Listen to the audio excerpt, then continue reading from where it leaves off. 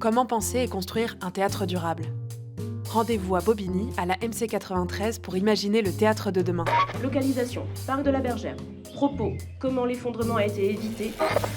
On dialogue avec les théâtres, avec les artistes, avec le public, mais aussi avec ses voisins. Qu'est-ce que ça veut dire, transformer nos pratiques ? Et avec quels outils ? Il est inutile de faire peser sur les épaules des plus défavorisés la nécessité de lutter contre une problématique qui par ailleurs est mondiale.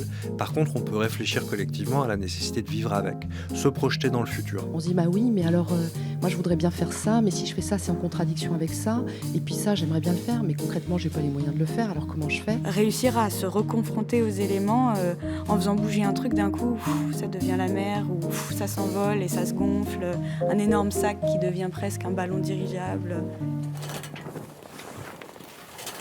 Ça peut aussi inspirer une poétique, en fait, ces sujets-là. Et au contraire, même, c'est nécessaire parce que c'est ça qui nous donne les moyens de reprendre possession de quelque chose qui semble nous échapper et d'agir. En Seine-Saint-Denis, quels sont les enjeux lorsqu'on parle de transition écologique ? Quel intérêt à lier les combats pour la culture et pour l'écologie ? Il n'y a pas plus tard qu'il y a quelques mois, finalement, on m'a dit la séquence quartier populaire est terminée. Et c'est pas forcément évident, quand on parle de quartier populaire, d'entendre le mot culture qui va avec, ou d'entendre le mot écologie qui va avec, par exemple. C'est assez fascinant comment c'est un outil de distinction sociale dans lequel certains se sentent capables d'y aller et d'autres non. Peut-être ce qu'on fait là, c'est de la fabrique d'expérience. Théâtre de demain. 3 podcasts réalisés par Making Waves avec le département de la Seine-Saint-Denis à la MC 93.